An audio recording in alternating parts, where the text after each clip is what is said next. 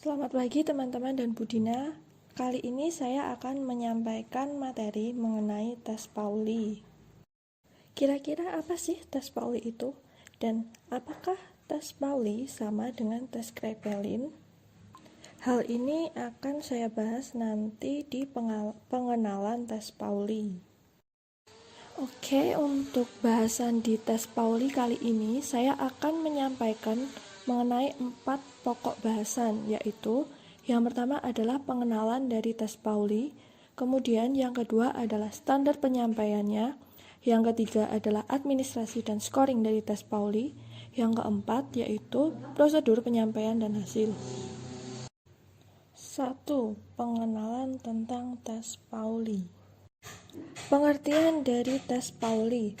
Tes Pauli ini merupakan sebuah jenis psikotes yang berisi susunan gugusan angka berjalur-jalur dan membujur. Tes Pauli dikembangkan oleh Dr. Richard Pauli bersama dengan Dr. Willem Arnold dan Profesor Dr. Van His pada tahun 1938. Nah, tes Pauli ini kan dikembangkan, jadi sebelum ada tes Pauli, ada tes yang lain di mana tes Pauli ini merupakan penyempurnaan dari tes sebelumnya. Nah, tes sebelumnya itu adalah tes Kraepelin. Jadi, tes Pauli ini merupakan pengembangan dari tes Kraepelin. Nah, untuk kegunaannya, tes Pauli ini dapat menggambarkan aspek kepribadian, yaitu kecerdasan, emosi, dan juga motivasi yang hasilnya berupa prestasi kerja.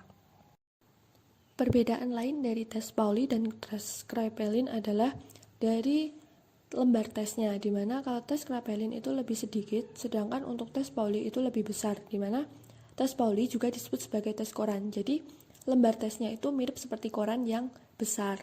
Nah, selain itu, cara untuk menjumlahkannya juga berbeda, di mana untuk tes Kraepelin dia menjumlahkannya dari bawah ke atas, sedangkan untuk tes koran penjumlahannya dari atas ke bawah. Tujuan dari adanya tes Pauli yaitu mengumpulkan berbagai data berupa yang pertama daya tahan atau keuletan, yang kedua kemauan atau kehendak individu, yang ketiga emosionalitas, dan yang keempat daya tahan untuk menyesuaikan diri. Pembahasan yang kedua adalah mengenai standar penyampaian dari tes Pauli. Hal yang harus kita persiapkan sebelum memulai tes adalah yang pertama meja yang rata, kemudian pensil, pencahayaan, ventilasi, dan suasana yang tenang. Lalu kita juga menyediakan stopwatch, menulis contoh Pauli di papan tulis agar nanti saat teste akan mengerjakan kita bisa memberikan contoh dengan lebih mudah. Kemudian membagikan lembar tes dengan isian identitas di sebelah atas. Berikan instruksi apa saja yang perlu diisi. Yang pertama adalah nomor pemeriksaan, nama, tanggal lahir, tanggal pemeriksaan, jam saat tes akan dilakukan pada lembar tes yang telah disediakan. Instruksi selanjutnya yang dapat disampaikan oleh tester kepada tester adalah yang pertama, penjumlahan 2 angka berdekatan terus-menerus dari atas ke bawah. Nah, ini merupakan cara yang dapat digunakan untuk mengerjakan tes Pauli. Kemudian, yang ditulis adalah angka satuan saja. Jadi, jika ada angka seperti angka 10, maka yang ditulis di lembar tes itu adalah angka 0 saja. Kemudian, hasil penjumlahan itu tidak dijumlahkan dengan angka berikutnya. Dan pada waktu-waktu tertentu dibubuhkan tanda coret di bawah hasil penjumlahan. Selanjutnya, kalau salah dibetulkan dengan cara mencoret angka yang salah, lalu menulis angka yang benar di samping angka yang salah. Yang selanjutnya adalah jika satu lajur terlewat, tidak perlu dihiraukan, lanjutkan saja pada lajur berikutnya. Alasannya adalah agar tidak mengacaukan pencatatan. Bahasan yang ketiga mengenai administrasi dan scoring dari tes Pauli. Perlengkapan yang harus kita persiapkan sebelum melakukan scoring pada tes Pauli adalah yang pertama pensil, kemudian penggaris biasa, ada penggaris Pauli juga, kemudian kalkulator, ballpoint merah, dan ballpoint biru. Tahap scoring yang pertama adalah mencari parit. Caranya, kita harus menggunakan ballpoint merah. Kemudian, cari kolom yang terlewat dan buat coretan ke bawah sepanjang kolom tersebut. Lalu, parit tidak dimasukkan dalam menghitung jumlah. Yang kedua, menghitung garis. Cara yang bisa kita lakukan adalah yang pertama gunakan ballpoint merah, kemudian cari 20 garis yang dibuat subjek. Jumlah garis harus 20 termasuk garis berhenti. Nah, lalu buat coretan di dekat setiap garis. Garis subjek tapi jangan ditimpa. Kemudian, jika ada penjumlahan yang terlewat di dekat garis, berilah tanda centang. Tahap yang ketiga adalah menghitung jumlah. Di sini kita menggunakan ballpoint biru. Kemudian, jumlahkan seluruh kolom yang telah selesai penuh terlebih dahulu. Tiap kolom itu ada 50. Nah, kemudian tambahkan jumlah pada kolom paling akhir yang tidak diselesaikan secara penuh. Kemudian, jumlah di atas dikurangi parit, tiap parit mengurangi 50 dan jumlah penjumlahan yang terlewat, biasanya di sekitar garis. Kemudian, tulis jumlah akhir pada kolom jumlah. Penempatannya sesuai norma yang digunakan. Yang keempat, menghitung jumlah tiap 3 menit. Nah, kita menggunakan ballpoint biru lagi. Kemudian, jumlah 3 menit pertama.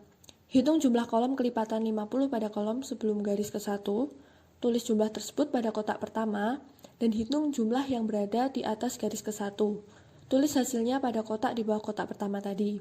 Selanjutnya, jumlah 3 menit kedua. Hitung jumlah yang berada di bawah garis pertama dengan cara mengurangi jumlah kolom itu dengan jumlah yang ada di atas garis pertama. Tulis pada kotak pertama berikutnya.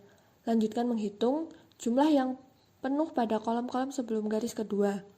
Hitung jumlah yang ada di garis kedua dan tulis pada kotak kedua berikutnya. Lalu jumlah 3 menit ketiga dan seterusnya.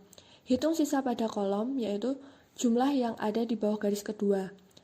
Tulis hasilnya pada kotak pertama berikutnya dan lanjutkan dengan langkah yang sama sampai pada garis ke-20. Yang kelima, membuat grafik. Ada 2 yang harus dibuat, yakni yang pertama adalah grafik pertama dan grafik ketiga. Yang pertama, membuat grafik pertama. Dibuat dengan pensil, sesuai kisaran jumlah tiap 3 menit. Tulis bilangan kelipatan 10 pada ordinat grafik dengan ballpoint biru. Buat grafik berdasar jumlah 3 menitan. Lalu, grafik yang ketiga, hubungkan 2 titik pertemuan antara grafik ke-1 dengan 2, garis tegak paling tipis yang mengapit garis tegak paling tebal. Lalu, buat tanda persilangan garis itu. Kemudian, lakukan kembali langkah pertama dan kedua tadi pada 4 garis tebal berikutnya, sehingga ditemukan 5 buah titik silang pada garis tegak paling tebal. Lalu, hubungkan kelima titik tersebut sehingga didapatkan grafik ketiga. Yang keenam adalah menghitung min. Rumusnya, jumlah prestasi dibagi 20. Nah, caranya adalah cantumkan rata-rata itu pada grafik dengan membuat garis dari 3 menit ke 19 sampai ke 20 dengan menggunakan ballpoint sesuai warna grafik ketiga. Kemudian, tuliskan bilangan rata-rata itu di sebelah kanan garis yang dibuat. Nah, yang ketujuh, menghitung tinggi.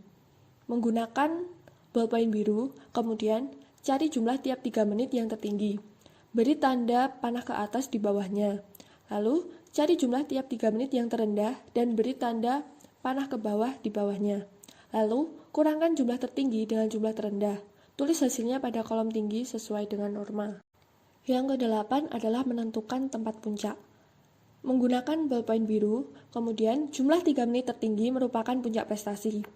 Carilah pada 3 menit yang keberapa puncak itu terjadi.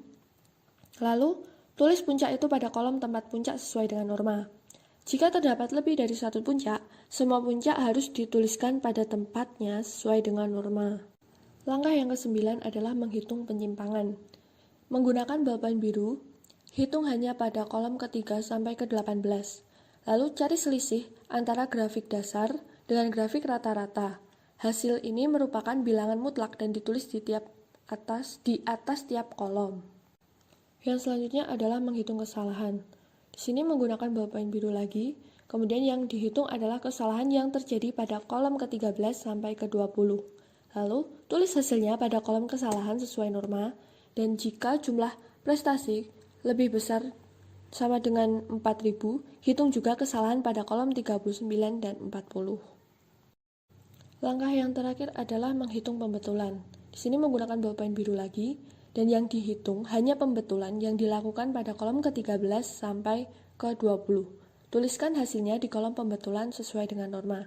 Nah, untuk scoring ini, untuk lebih jelasnya mungkin nanti Bu Dina bisa lebih menjelaskannya, karena di sini saya tidak memiliki contoh dan untuk scoring mungkin saya masih bertele-tele dan belum terlalu bisa untuk menyampaikan cara scoring ini dengan benar. Nah, ini merupakan contoh dari tes Pauli. Memang bukan seperti tes Pauli yang sebenarnya, tapi mungkin saya bisa sedikit menjelaskan bagaimana untuk mengerjakannya saja. Nah, dimulai dari angka yang paling atas. Nah, itu ada 2 angka, kemudian dijumlahkan. Nah, di baris pertama paling atas kan 9 dan 1. Jika dijumlahkan kan hasilnya adalah 10. Nah, yang ditulis angka nolnya saja. Kemudian di baris yang kedua itu ada angka 7 yang diberi garis bawah. Nah, itu kemungkinan adalah si tester memberikan aba-aba untuk memberikan garis. Nah, jadi si testernya memberikan garis di angka tersebut. Lalu untuk jawaban yang paling terakhir ada di baris ketiga, itu ada jawaban 6. Nah, penjumlahannya adalah 2 ditambah 3, tapi dia menjawabnya 6. Nah, menurutnya itu salah. Kemudian dia coret angkanya dan pembetulannya nanti diberikan di sebelah angka 6 yang dicoret tadi. Topik bahasan yang keempat, yaitu prosedur penyampaian dari hasil tes Pauli. Cara menyampaikan hasil tes menurut saya, yang pertama adalah kita awali dengan salam dan sedikit basa-basi agar suasana yang kita ciptakan itu tidak terlalu tegang. Kemudian, setelah kita rasa cukup untuk basa-basinya, mulai sampaikan hasil tes Pauli tersebut. Nah, penyampaian hasil tes itu diawali dengan menunjukkan lembar koreksi tes Pauli, lalu kita jelaskan apa saja sih yang bisa dilihat dengan tes Pauli ini. Lalu setelah itu, sampaikan bagaimana hasilnya ditinjau dari aspek-aspek yang dapat dinilai dari tes Pauli. Selanjutnya, tanyakan juga jika masih ada yang belum jelas. Nah, jika ada, maka ulangi penjelasannya dengan bahasa yang lebih mudah dan simpel. Lalu, jika sudah selesai semua dan tidak ada yang ditanyakan lagi atau didiskusikan lagi, ucapan terima kasih dan salam penutup. Demikian yang dapat saya sampaikan mengenai tes Pauli. Jika ada yang ingin ditanyakan, mari kita berdiskusi di forum diskusi. Dan jika ada yang salah atau kurang tepat dalam penyampaian saya, mohon untuk koreksinya, baik itu teman-teman maupun Bu Dina. Terima kasih.